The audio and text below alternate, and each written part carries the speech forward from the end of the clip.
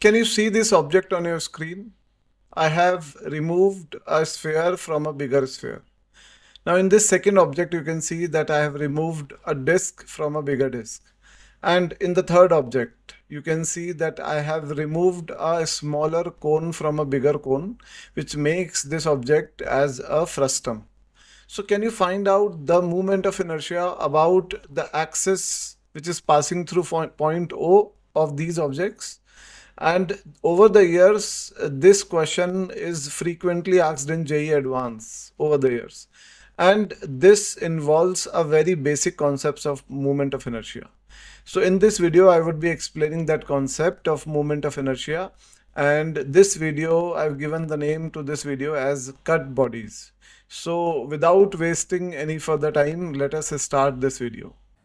In this video, we have to find out the moment of inertia of this two-dimensional sheet or lamina about this axis, which is highlighted in this blue color. And this axis is also passing through this point, and it is also perpendicular to the plane of this sheet.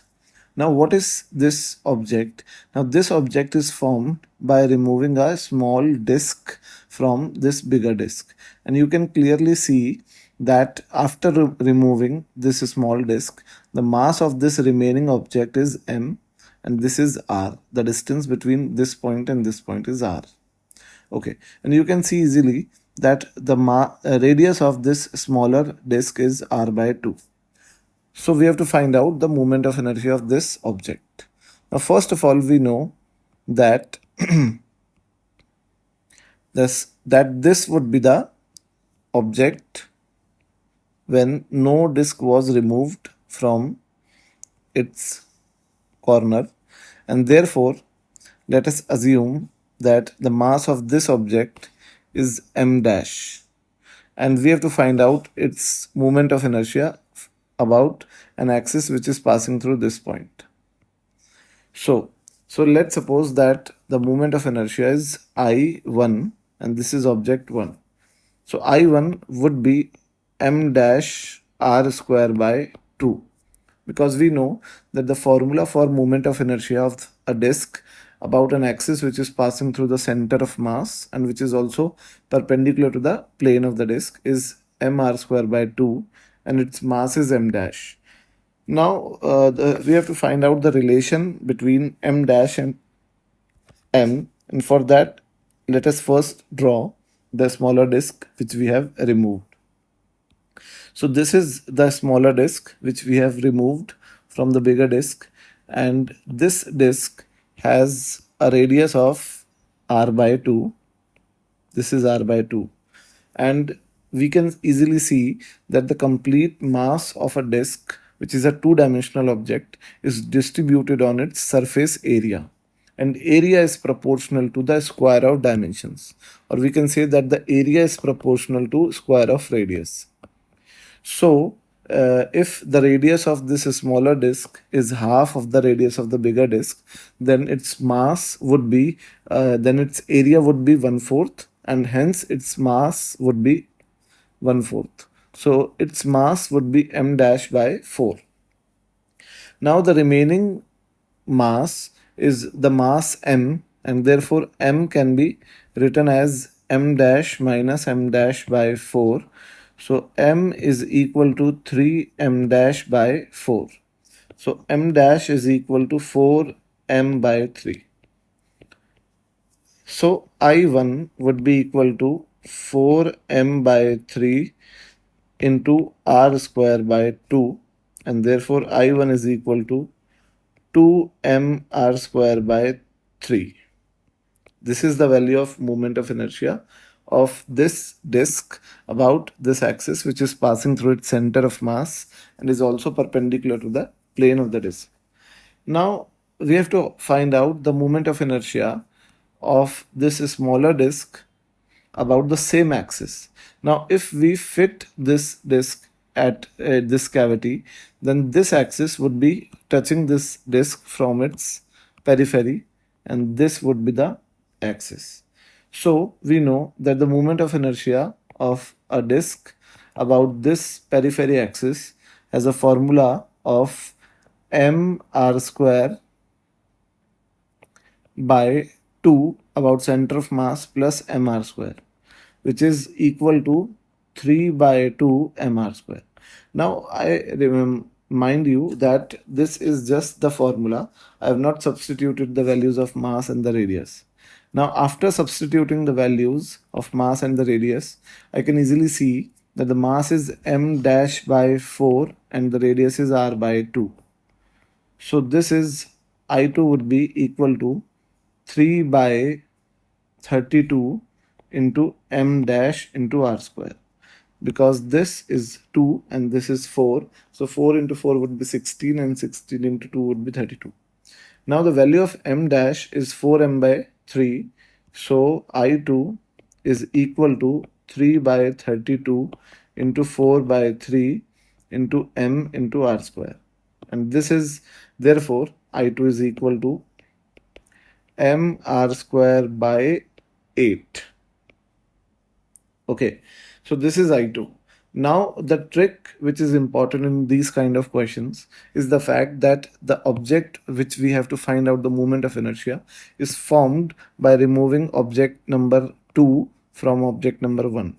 So in the same sequence, we have to subtract the moment of inertia of the objects.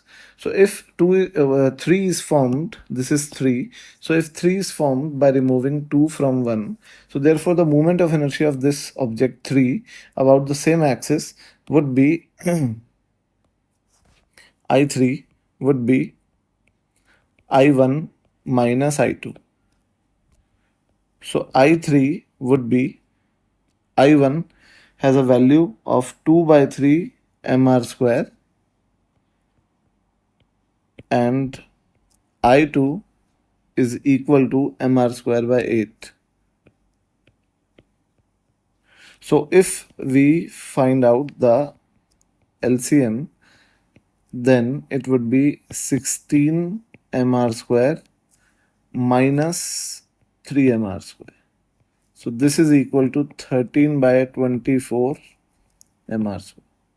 This is the value of moment of inertia of the object which is formed by removing a smaller disk from the bigger disk. Thank you. In this video, we'll find out the moment of inertia of this object, which is a object which is formed by removing a small solid sphere from a bigger solid sphere. And we have to find out the moment of inertia of this object about this axis, which is passing through this point. So the given parameters are the radius of this bigger sphere as well as its mass in this scenario. Now we know that the bigger sphere out of which this smaller one is removed. So this is that bigger sphere,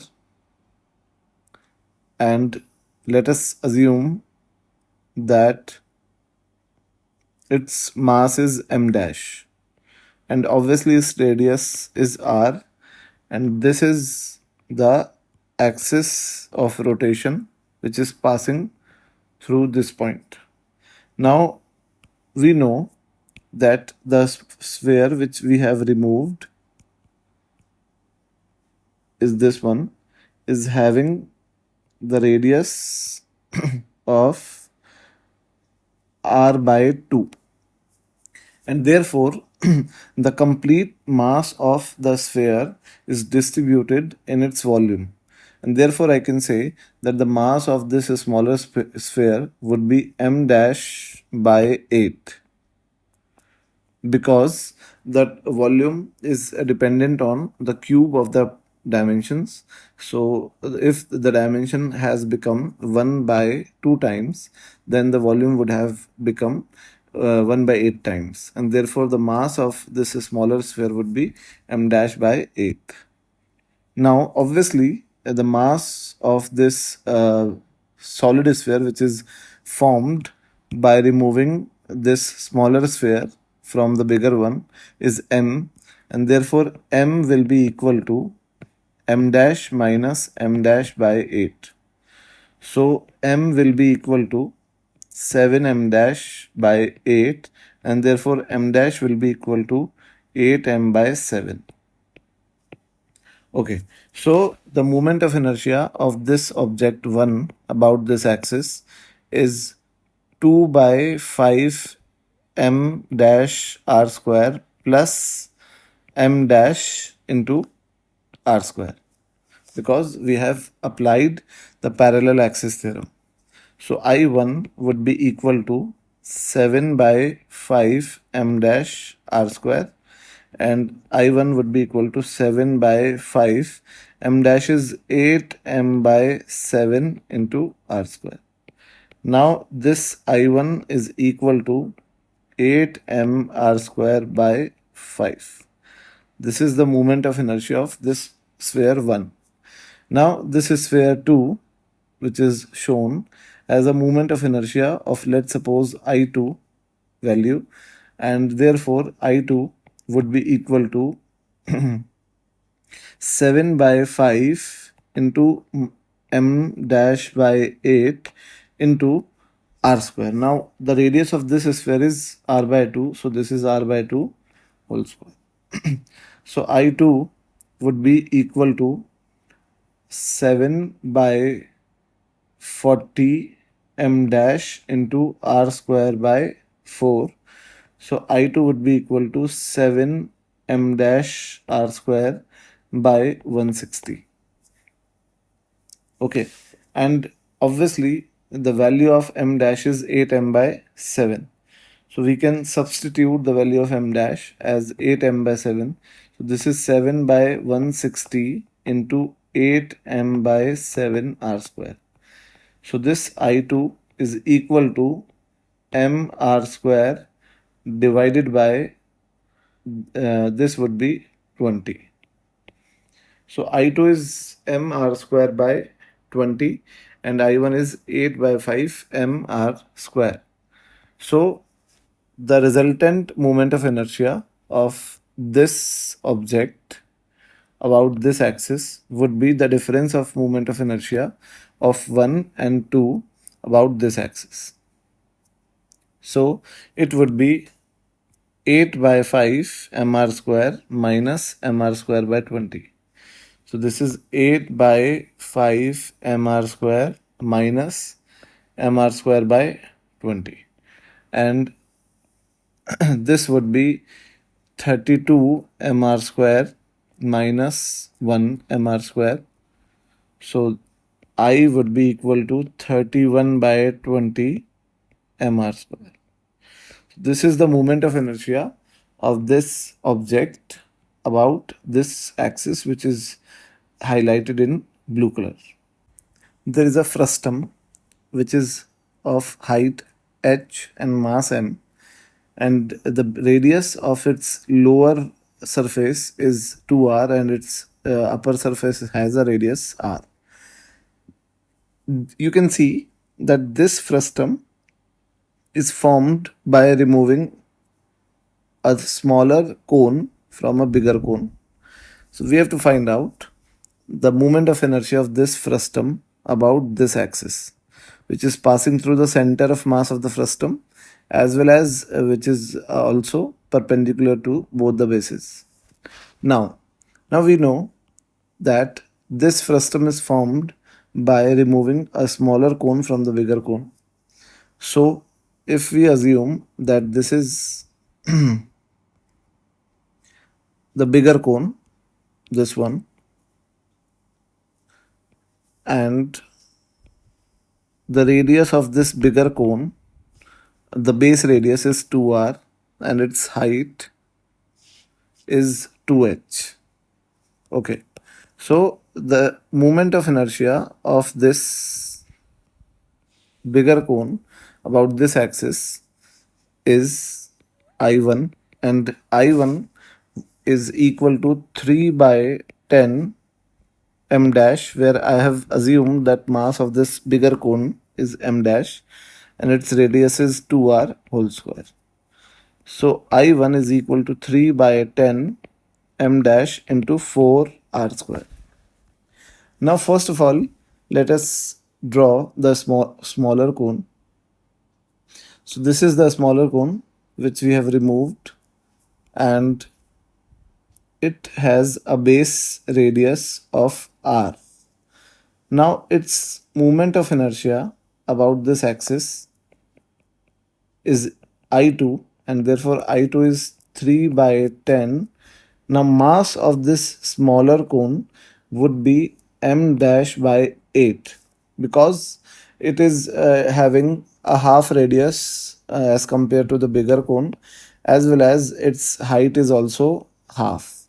So the complete mass of the cone, solid cone, is distributed on its volume, and therefore the volume of the smaller cone is 1 by 8 times of the volume of the bigger cone, and therefore we can say that mass of the smaller cone would be 1 by 8 times to the mass of the bigger cone.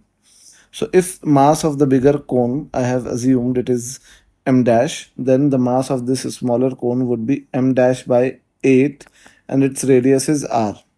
So this is r square. So I2 is equal to 3 by 80 m dash r square, and m dash can be calculated by the fact that this mass m is equal to m dash minus m dash by 8. So m is equal to 7 m dash by 8, and therefore m dash is equal to 8 m by 7. So this is m dash. Now I2 is equal to 3 by 80 into m dash, which is 8 m by 7 into r square. So I2 is equal to 3 m r square by 70. This is the moment of inertia of this smaller cone about the same axis.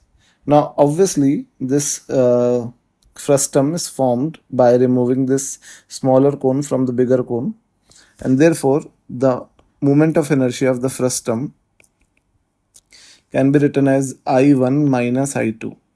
So I frustum is equal to I1, which is 3 by 10 m dash into 4r square, and let me put the value of m dash. So I1 is equal to 3 by 10, and m dash, in fact 3 by 40, in fact 12 by 10. So 12 by 10, and m dash is equal to 8 m by 7 into r square. So this would be 96 m r square by 70, and this is 96 m r square by 70 minus I2, where I2 is 3 m r square by 70. 3 m r square by 70. So I of frustum is equal to 93 by 70 m r square. So this is the correct answer.